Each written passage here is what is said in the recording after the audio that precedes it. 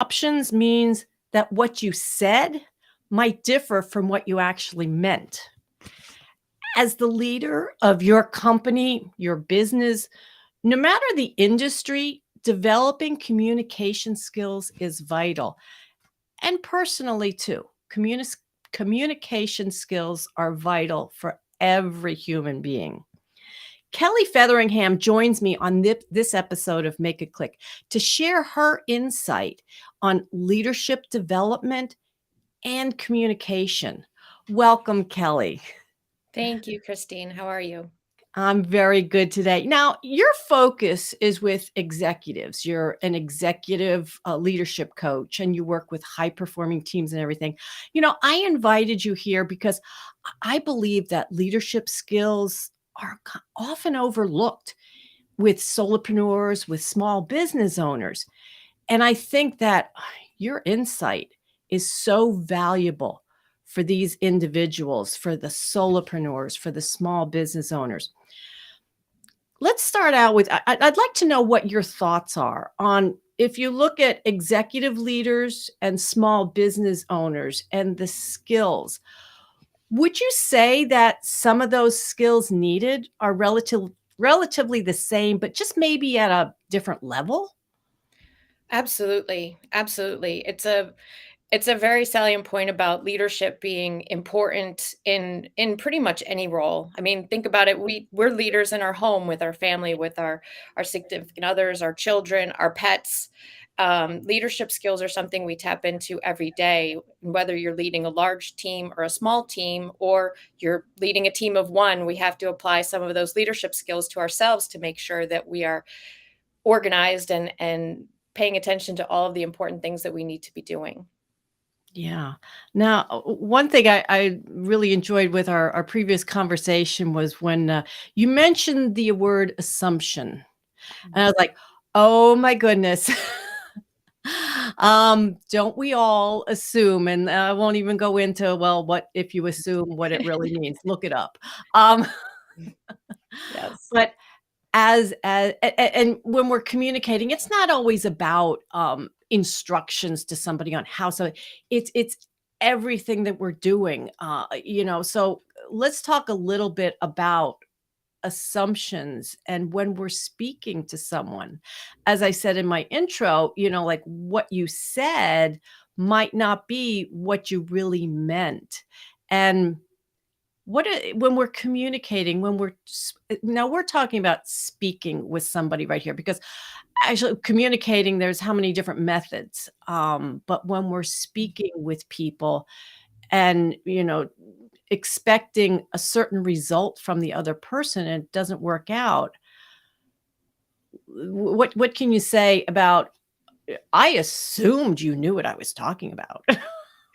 Yes. Yes.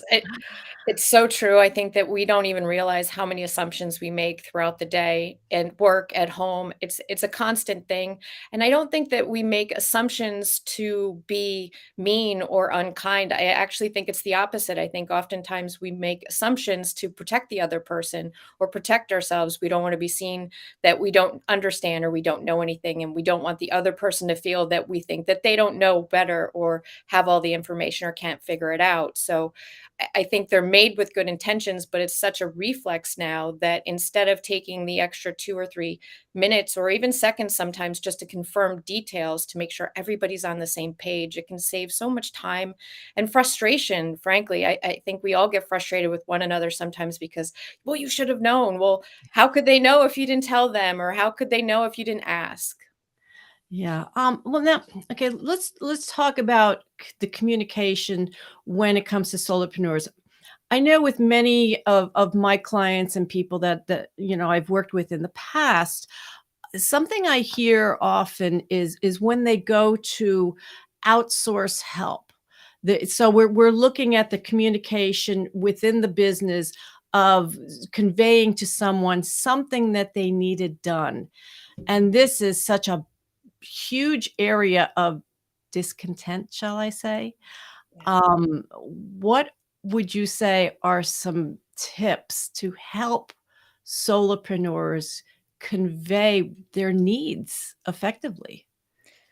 Yeah, the first thing I would say is ask questions, lots of questions. I mean, solopreneurs, I'm by myself most of the time, and I think we look at virtual assistants, marketing, social media. There's so many areas that we rely on outside sources, but because they're experts in their fields, a lot of time we don't take the moment or two to let them know how we view things or we see things. And it may be right or wrong. We may be learning from them and asking questions about how they approach things, asking them about timelines is a very big one, making sure that you're both very clear on when you need something, making sure that they know what you're looking for. If you've got a brand package or you've got details that you want to make sure that they adhere to, talk to them about their portfolio or their resume or whatever information they're giving and have a conversation just to make sure that everybody's on the same page. And then checking in with them. Follow up is important too. I mean, not to micromanage them, but communication is very important on a continual basis to make sure that we're all tracking towards the same goal. And you can kind of adjust that based on whoever it is that you're speaking to and whatever the importance of what the information is that you're getting from them. If it's something super important to you in your business, then a little micromanaging might be important to you to make sure that this is your baby, your business you work very hard on. You want to make sure that the person that you're hiring or asking to help you with that work is taking the time to do it the way that you want it to be done and even capable. So by asking questions and sharing your requirements and your thoughts and your requests. Mhm. I like that you said about having the conversation. Again, in this area, oftentimes, the business owner, starts working with somebody and they've never spoken to them. They send information via email or maybe post in a project management tool, but I am, surprised, dismayed when I hear that they've never had a conversation with the person. And, like, and they know that in other areas, they might have sent an email to somebody and it wasn't conveyed the right way, so I'm like, "Well, why are you doing that then for the work that is so vital, for your business?" But, yeah, that conversation, yeah, and all the conveying the information out, so that's when somebody needs work done in their business. The other side of that is your customers, your clients. Yeah. Can you speak to us about, what client retention is huge, and when you don't communicate well, that might be a problem. How do you in your world, is client retention a big problem, and is this an area that you see business owners really need to be working on their communication there? I think it depends, kind of on the different business models and the different industries that you're in. Some are a little bit more volatile than others. I do think that communication is a big piece of that, though, and retention is building rapport, building relationships, making sure that again, you're on the same page, being concise and clear and detailed in your communication. I see it a lot in emails. You'll talk to some folks, and everybody's got their own style. There's some folks that want to follow up to an email instantly. There's other folks that say 24 hours. There's a lot of different schools of thought on how each of us feels is the appropriate way to communicate. To your point, there's a lot of folks that with COVID and everything, so many people are online.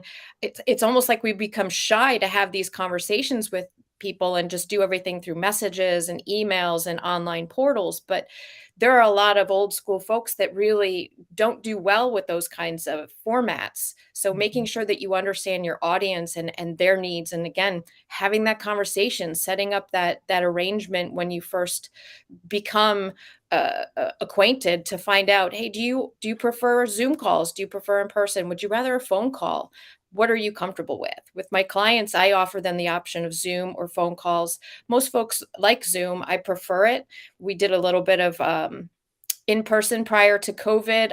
I'm kind of working my way back to that now, but everybody has different preferences, and being flexible with one another and being understanding about how we like to be communicated with, I think is also important, being respectful of what other people feel comfortable with. Yeah, now So true, so true. Going back to earlier, you had mentioned about stating, the time you expect work to be done when you're having work done. It this is yeah, I again, this all of these things that we're talking about, I've seen it. I continue to see it. People want something done, and they want it done, oh, yesterday. It's, when you're asking for work and even, shall I say, even when you've been working with somebody for a while, Yeah. that time frame is so key. Oftentimes, business owners forget that they're, not the only one,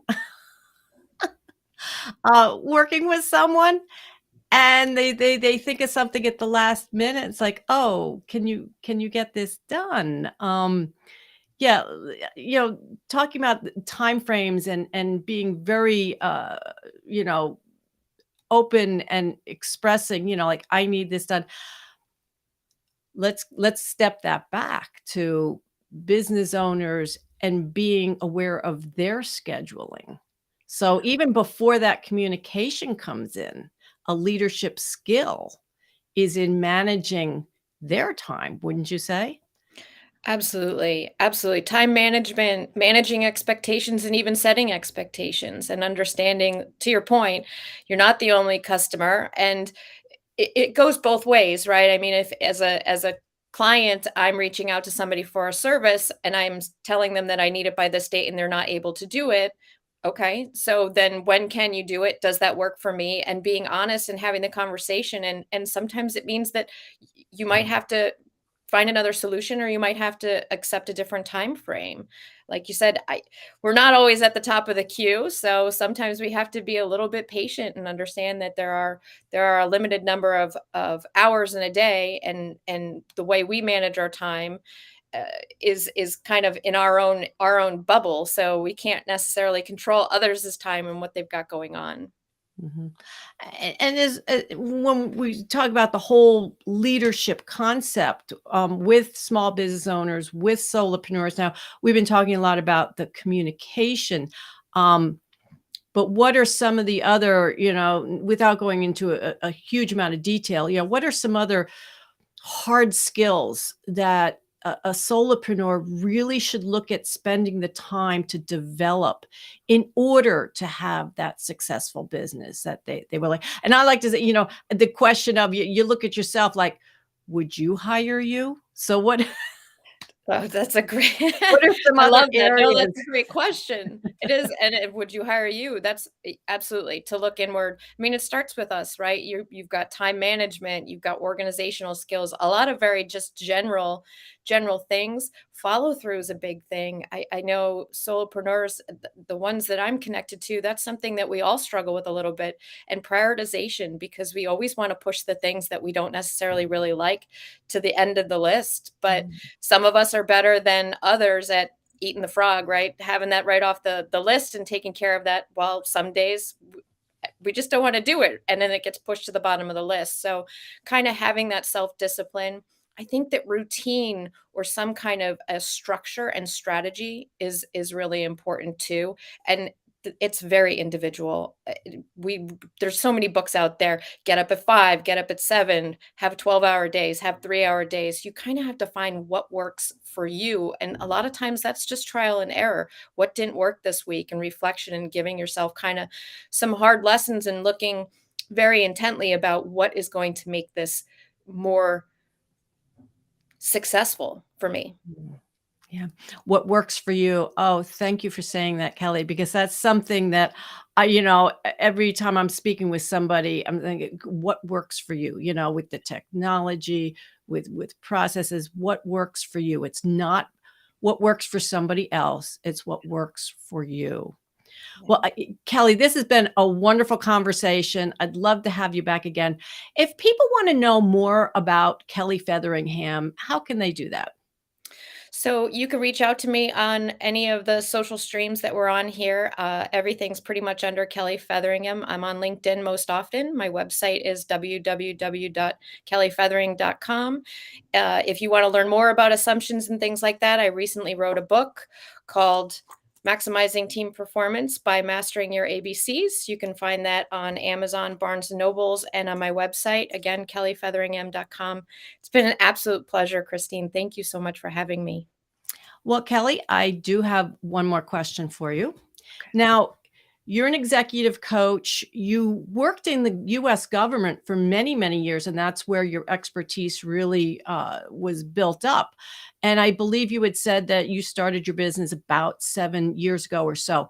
When you look back upon your business, can you think of one thing that you learned, or something, a tool maybe that you use in your business that has made it click for you, for Kelly Featheringham in her business as an executive coach? Gosh, great question.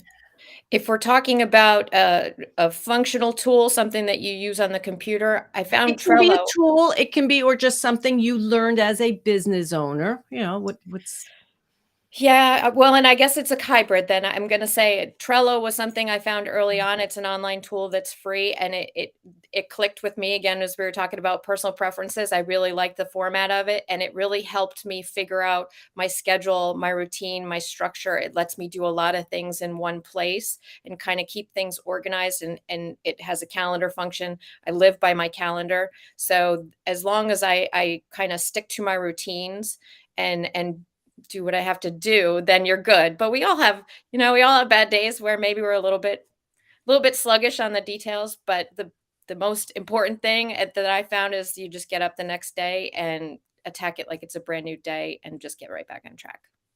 Oh, wonderful advice, Kelly. Thank you so much for that. Thank You you. have a great day. Thank you so much.